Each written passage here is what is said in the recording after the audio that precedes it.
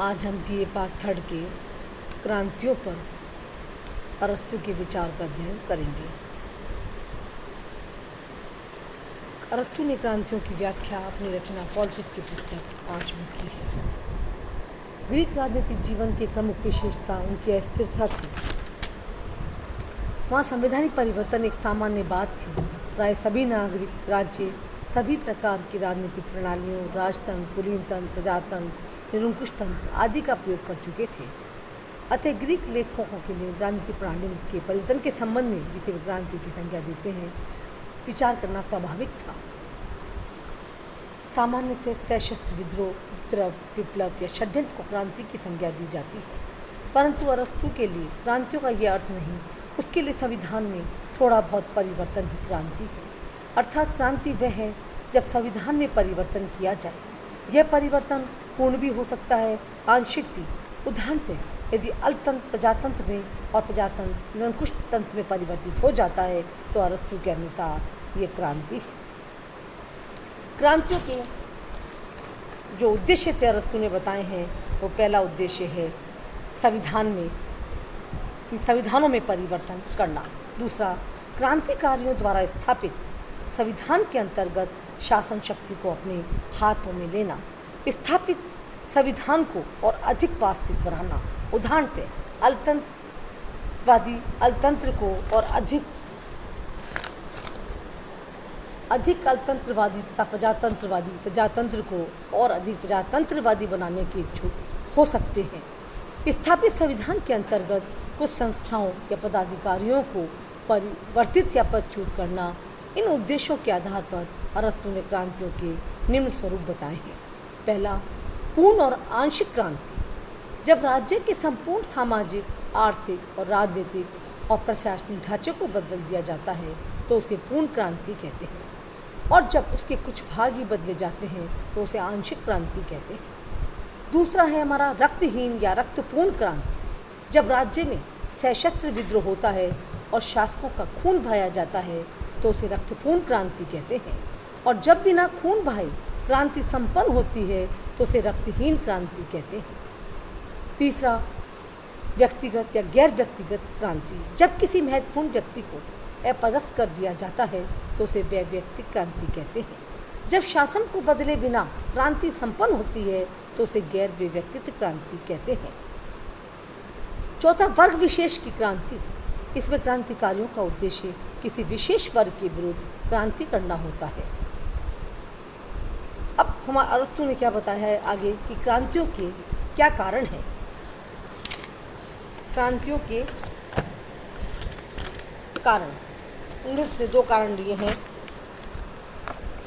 सामान्य कारण और दूसरा विशेष कारण। सामान्य कारण में क्या आता है? असमानता। यानी क्रांति का सर्वप्रथम कारण क्या है कि व्यक्ति की असमानता का अंत कर समानता की प्राप्ति के लिए लालसा है। समानता के भी 2 रूप होते हैं, पूर्ण समानता और आनुपातिक समानता। सर्वसाधारण जनता पूर्ण समानता में विश्वास करती है और वह महसूस करती है कि शासकों के समान होने के बावजूद भी हमारा उच्च अधिकार हमें नहीं मिल रहा है। आनुपातिक समानता का अर्थ योग्यता संबंधी समानता और विशेष वर्ग आनुपातिक समानता की मांग करते हुए यह महसूस करता है कि धन तथा योग्यता और अन्य बातों की श्रेष्ठता के अनुपात में उन्हें राजनीतिक शक्ति में अधिक भाग नहीं मिल रहा। पूर्ण और आनुपातिक समानता के इस पारस्परिक अवरोध का परिणाम क्रांति के रूप में प्रकट होता है। स्वयं अरस्तु के शब्दों में छोटे व्यक्ति बराबर होने के लिए विद्रोही बना करते हैं और बराबर स्थिति वाले बड़े बनने के लिए यही वो मनोदशा है जिससे क्रांतिकारियों की उत्पत्ति होती है। दूसरा सामान्य कारण में क्या आता है? पहला था असमानता, अब है अन्याय। यानी क्रांति का मूलभूत कारण क्या है? अन्याय। यदि एक वर्ग जितना वह पाने का अधिकारी है उससे कम मिलता है तथा दूसरे वर्ग को जितना उसे मिलना चाहिए उससे अधिक मिलता है तो असंतोष का उदय होता है, और ये असंतोष क्रांति को जन्म देता है, क्योंकि न्याय और मित्रता राज्य के नैतिक आधार है। इसलिए अन्याय और दुर्भावना, असंतोष, अस्थिरता के सबसे बड़े कारण हैं।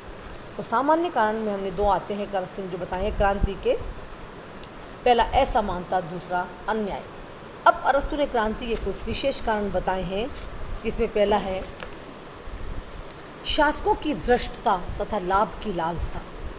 यानी वो क्या कह रहे हैं, जब शासक वर्ग धृष्टता के वशीभूत होकर जनता के हितों की परवाह किए बिना अनुचित रूप से धन संग्रह करने लगता है तो उसे शासन प्रणाली या शासक वर्ग के विरुद्ध जनता विद्रोह कर देती है।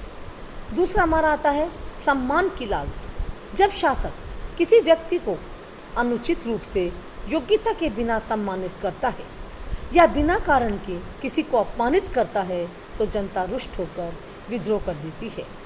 तीसरा हमारा आता है किसी भी प्रकार की उत्कृष्टता। किसी भी प्रकार की उत्कृष्टता का होना भी क्रांति का कारण होता है। जब किसी राज्य में एक व्यक्ति या कुछ व्यक्तियों का गुट अन्य व्यक्तियों से अधिक उत्कृष्ट और शक्तिशाली हो जाता है तो वह शासन की सत्ता को सहन नहीं करता और शासन सत्ता अपने हाथ में लेने की चेष्टा करता है। नेक्स्ट है हमारा घृणा। घृणा भी क्रांति को क्या करती है, जन्म देती है। उदाहरण के लिए धनिक तंत्र में जब धनिक शासक वर्ग बहुसंख्यक किंतु अधिकार वंचित दरिद्र जनता को तिरस्कार की दृष्टि से देखता है तो ऐसी स्थिति में जनता विद्रोह कर देती है। नेक्स्ट हमारा है भय। यानी क्रांति का जो विशेष कारण है वो भय भी है कि भय भी दो प्रकार से क्रांति को प्रेरित करता है, अपराध से बचने के लिए और अन्याय का प्रतिकार करने के लिए। उदाहरण के लिए रोडस टापू के राज्यों में जनता वहाँ के कुछ प्रतिष्ठित व्यक्तियों पर अभियोग चलाने की धमकियाँ दे रही थी, जिससे बचने के लिए उन्होंने जनशासन के विरुद्ध विद्रोह कर दिया।